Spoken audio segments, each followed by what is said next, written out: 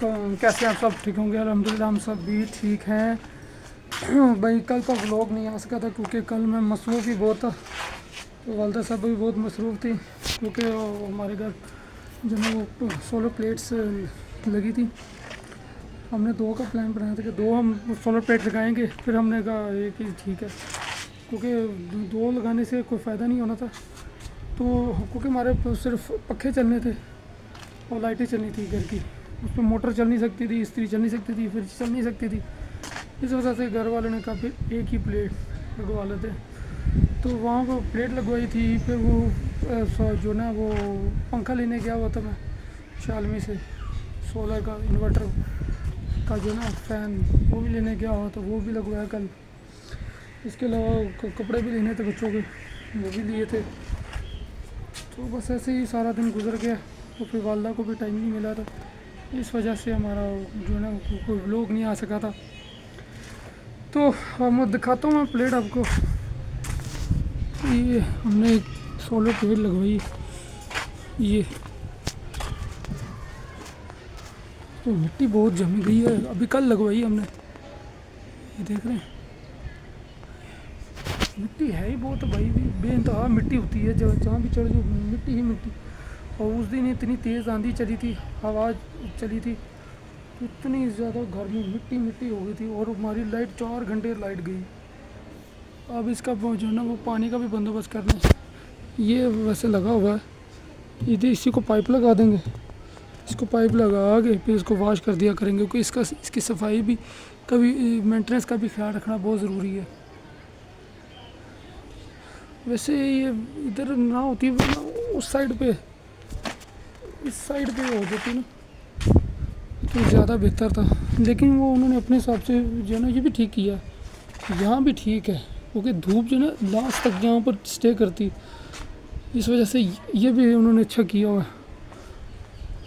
तो हमने कहा था कि इस पर हमारे एसी भी चाहिए, लेकिन एसी के लिए वो तकरीबन कम से कम 8 प्लेटें चाहिए। 8 प्लेटें हमारा 8 प्लेटें होंगी तो एसी, फ्रिज, जो हमारी washing machine, each and everything चलेगी। तो इंशाल्लाह वो भी हम जो है ना बहुत जल्द लगवा लेंगे।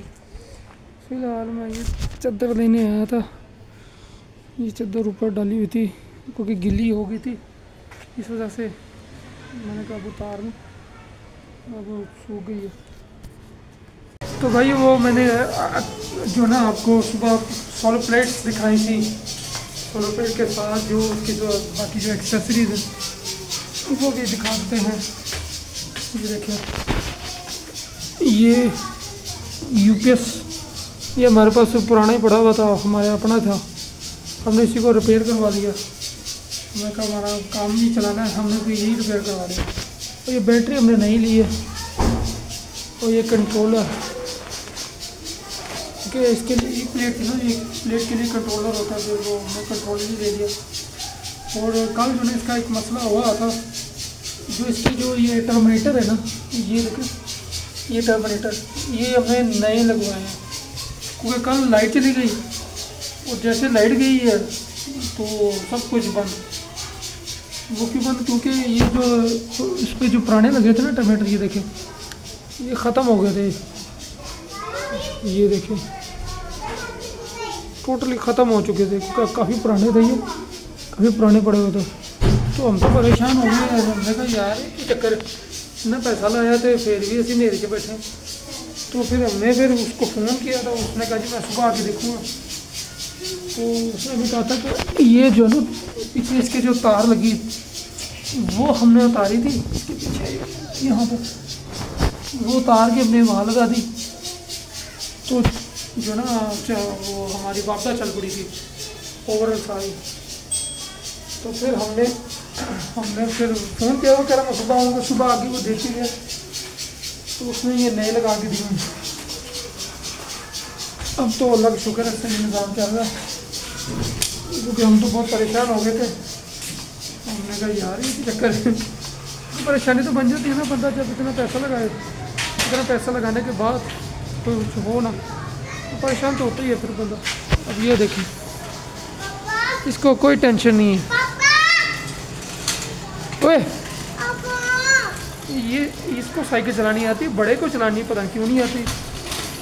ये उसकी साइकिल पड़ी हुई है बड़े की, ये नहीं कि इतनी बड़ी है, वो बहुत बड़ी नहीं है, सही है, नॉर्मल साइकिल है, उसके पाँव लग जाते हैं। और इसको चलानी क्यों नहीं आ रही, मैंने उसको सिखाई भी है काफ़ी दफ़ा, लेकिन उसको फिर भी चलानी नहीं आ रही। और ये जो है ना शैतानी टोला, इसको चलानी आती है, हालांकि इसका पाँव नहीं लगता लेकिन पैडल घुमा लेता है। क्यों भाई ऐसे ही है ना, अपने दांत दिखा जरा, ये दांत दिखाई, दांत देखो इसके, बच्चों के दांत को पता नहीं है क्या मसला हो जाता है। हाँ क्या हुआ है, कह रहा पप्पो के घर चलो, पप्पो है ही नहीं घर, कह रहा पप्पो के घर चलो, पप्पो गाड़ी नहीं है, नहीं है, सुबह पाके वो दादू की तरफ गई हुई है। हमने वहाँ पे घर के जाके क्या करना।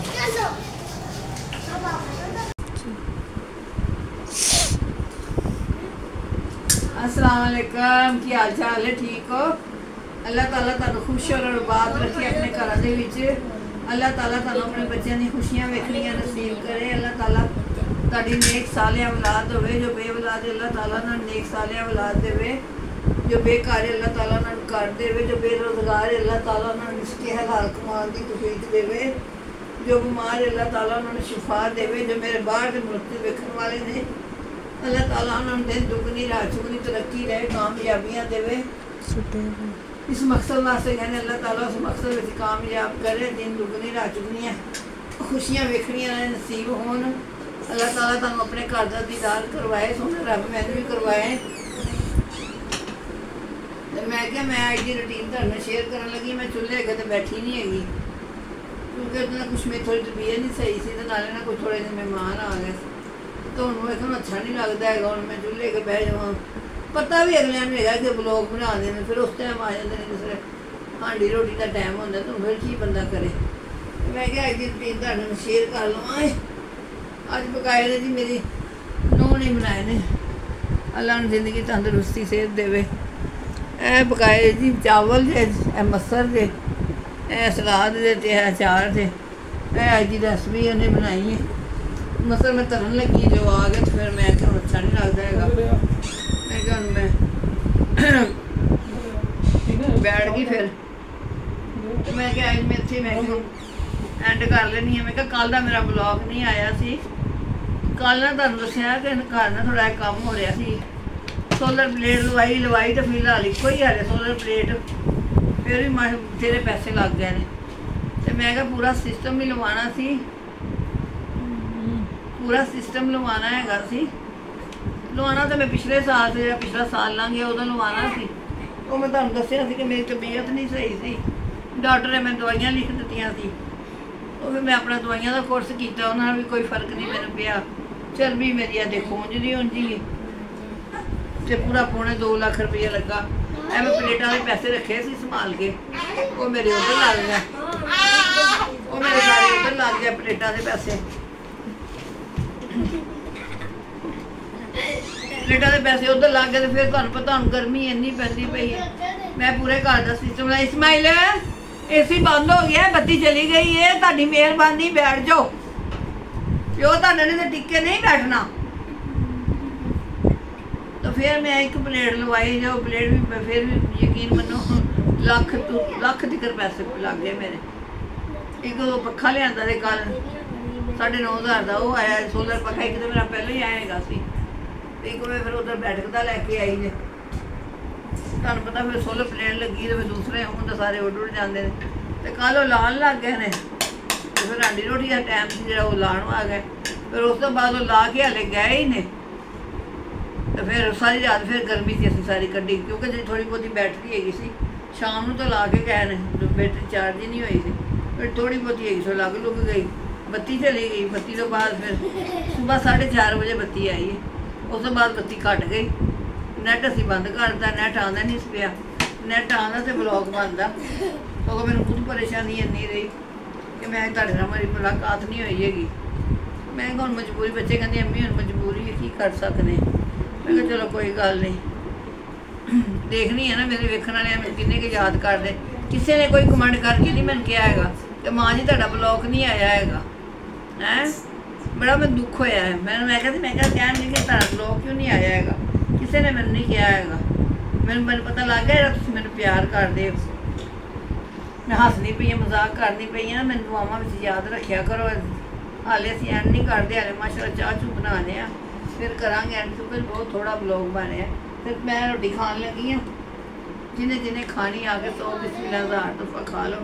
जिन्होंने मसल चौल पसंद ने, मैंने तो भी मसल चौल बड़े पसंद ने। नाले सलाद सलूद बनाया जी, अचार बनाया, अचार मैं खावांगी, बाद चो परेशानी होएगी मैनूं। मैं देखो बच्चों ने की किया है, कैमरा देखो बैठ।